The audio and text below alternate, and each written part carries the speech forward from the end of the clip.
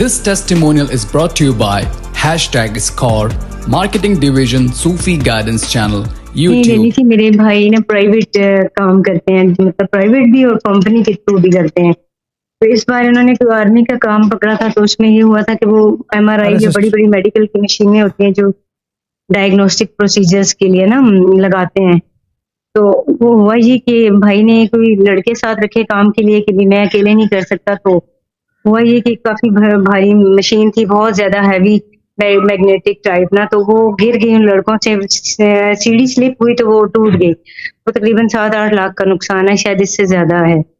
तो वो बहुत परेशान थे, मैंने जब सुना तो मैं बहुत परेशान हो गई। फिर मैंने ना इसी में दुआ करनी शुरू कर दी, कुरान पाक पढ़ के ना, और साथ में दुआ और तवज्जो की पोस्ट यूज की। फिर उसमें मैंने दम में भी बीच में जिक्र किया। तो अभी ये हुआ कि कंपनी ने ना एक्सेप्ट कर लिया कि हम ये नुकसान, जो मैंने ये कहा था कि इनको नुकसान ना भरना पड़े, या कंपनी कर ले या वो जिनका काम कर ले वो ये कहें कि कोई बात नहीं, फर्स्ट टाइम आपसे ये लॉस हुआ है तो हम जो ना छोड़ देते हैं। तो मैंने यही चीज मेडिटेट की कि भाई कहाँ से इतना बड़ा करेंगे, मतलब लॉस इतना बड़ा था कि वो बेचारे तो मर के गुजारा कर रहे हैं, मतलब उनका जो इसी पे ही घर चल रहा है।